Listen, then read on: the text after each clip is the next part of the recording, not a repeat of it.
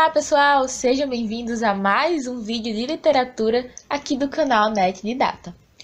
Hoje, nesta 11ª aula da nossa playlist, vamos falar um pouco sobre o romantismo, mais especificamente aqui uma introdução sobre o contexto histórico e de forma geral do romantismo na Europa, que foi onde ele basicamente se originou, certo? Muito bem, vamos tentar entender agora um pouco do contexto. Como eu falei, o movimento literário, o romantismo, que também não foi só um movimento literário, mas que também envolvia muitos outros aspectos, especialmente políticos e sociais. Então, lá, como eu dizia, surgiu na Europa, basicamente, mais especificamente ali entre Inglaterra, Alemanha, França, e o seu foco principal foi realmente na França. Mas, a partir desses focos, ele se espalhou pela Europa e depois chegou a outros lugares, como é o caso do Brasil, que nós veremos em outro vídeo. Pois bem, o romantismo surgiu ali entre final do século XVIII e durou até mais ou menos o século XIX. E um fato histórico muito importante para o desenvolvimento do romantismo foi justamente a Revolução Francesa, porque, não sei se você lembra, mas uma das buscas da Revolução Francesa, um dos objetivos era justamente a questão da liberdade. E nós veremos que esse aspecto da liberdade é algo muito marcante no movimento romantismo. E nesse momento temos o surgimento de um ideário nacionalista muito forte. Vemos surgir e se desenvolver justamente a questão do nacionalismo, que acabou por desencadear a consolidação dos Estados nacionais na Europa. Bom, e como eu falei, a questão da liberdade é muito marcante. Essa liberdade não atingia apenas no sentido político, no sentido social, no contexto social, mas isso também influenciava na produção artística como um todo. Então temos aí a busca por liberdade em diversos setores daquela sociedade. Nesse momento também temos uma mudança de sistema, acho que podemos dizer assim. Vemos o surgimento de um capitalismo e vemos também ainda uma participação muito forte da burguesia, que também nós já falamos sobre essa questão em um vídeo passado. Bom, e nesse contexto todo vemos o despontar, da Idade Moderna. Vemos aí o avanço para essa modernidade. Trazendo um pouco aqui para o contexto do Brasil, o momento em que o romantismo começa a surgir no Brasil é justamente a partir da chegada da família real portuguesa às terras brasileiras, tá? Também nós veremos isso mais adiante. Outra questão muito importante foi a questão da revolução da imprensa, da tipografia. Isso é muito importante para a literatura e para a divulgação da literatura, dos textos literários nessa época.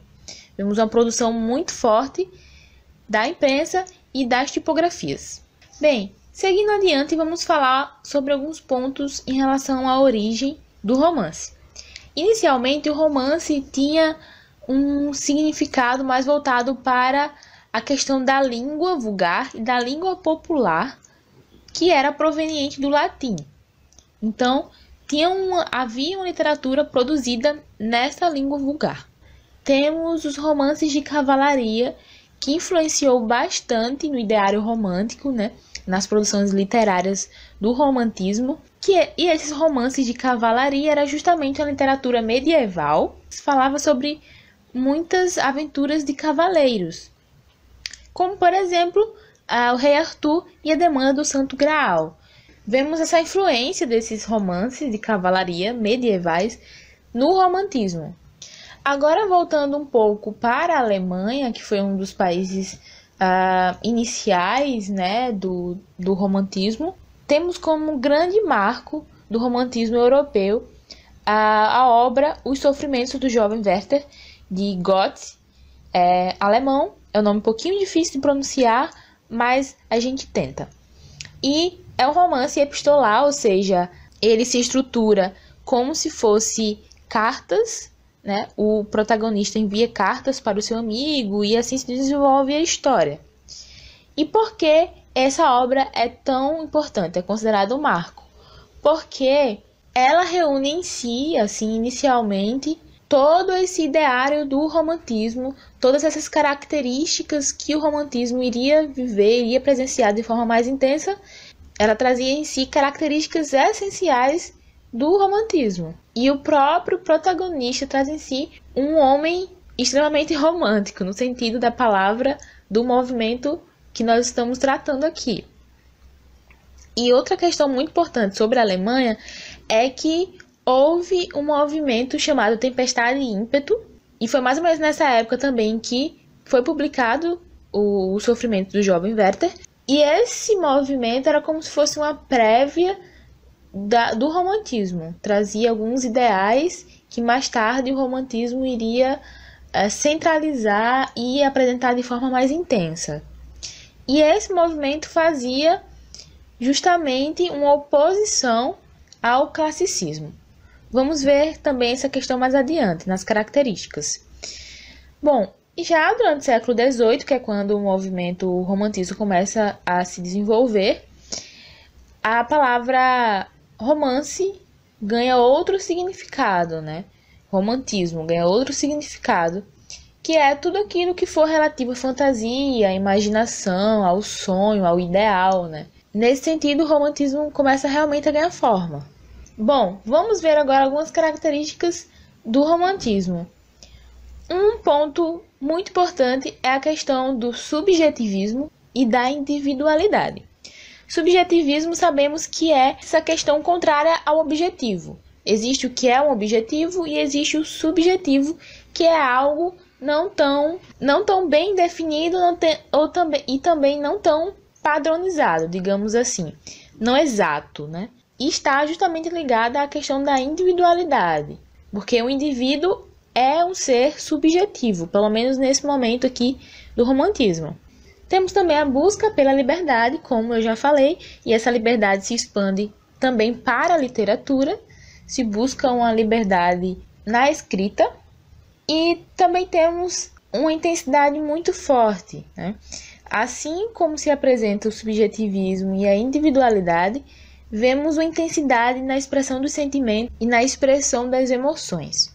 Bom, também temos a valorização da imaginação e da emoção, algo que também já foi dito e é uma questão muito importante para se entender o romantismo, porque foi um movimento que prezou muito pela imaginação mesmo, por coisas que não são exatas, que não são reais, e coisas também subjetivas, como a emoção.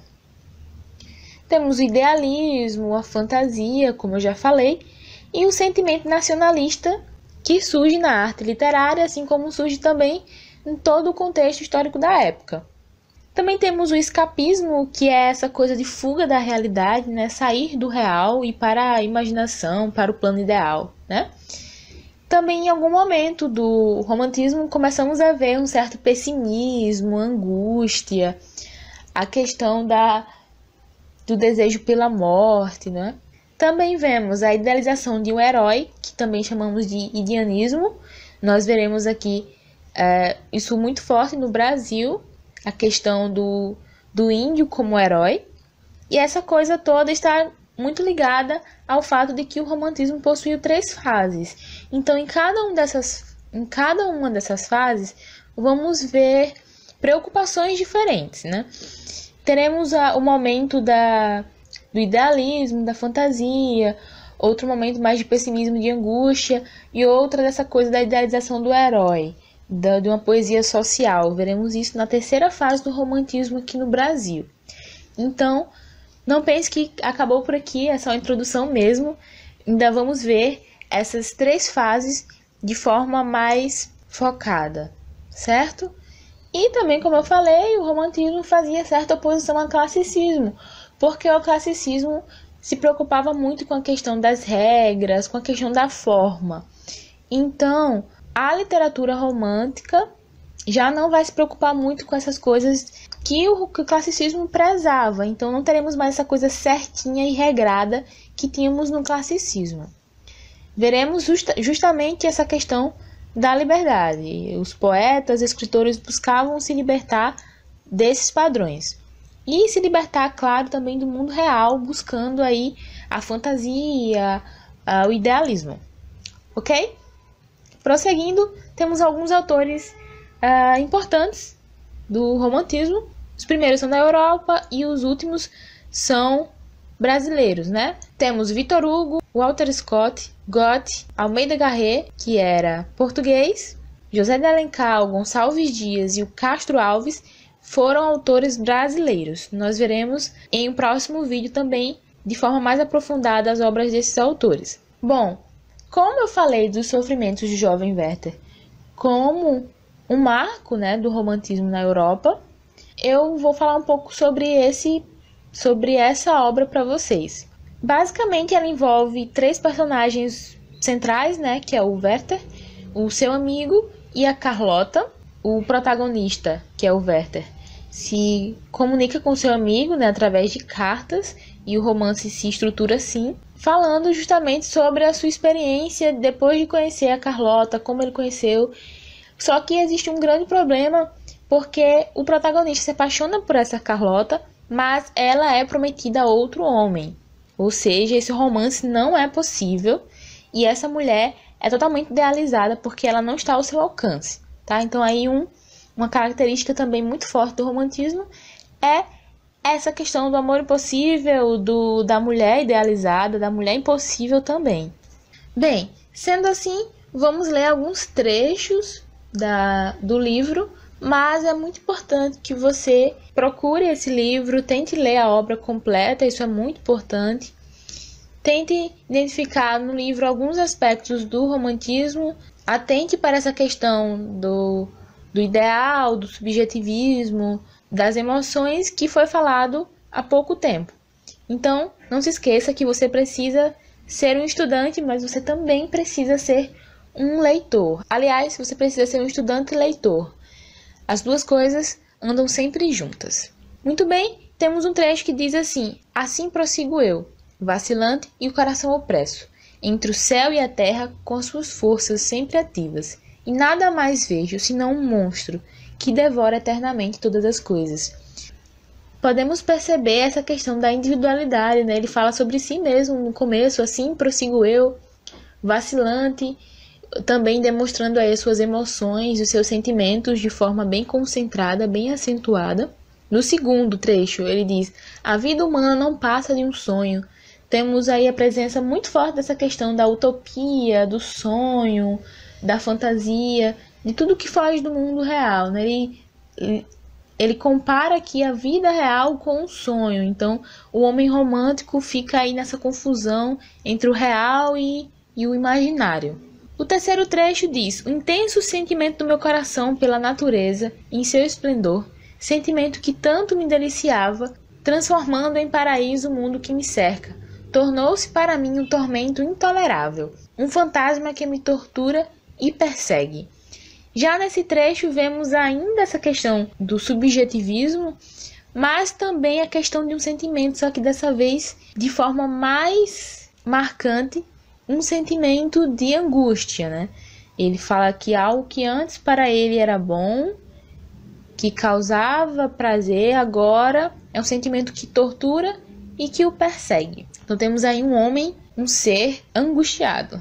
Então é isso, assim chegamos ao fim deste vídeo. Espero que você tenha gostado e que você tenha aprendido. E não se esqueça que essa é apenas uma introdução ao romantismo. Mais adiante veremos de forma mais aprofundada a questão do romantismo, especialmente o romantismo em língua portuguesa, né? O romantismo em Portugal e o romantismo no Brasil. Então, não perca os próximos vídeos. E claro, se você gostou, não se esqueça de deixar o seu like. Também não se esqueça de deixar suas dúvidas, suas sugestões, suas críticas aqui nos comentários. E é isso. Até a próxima. Tchau, tchau.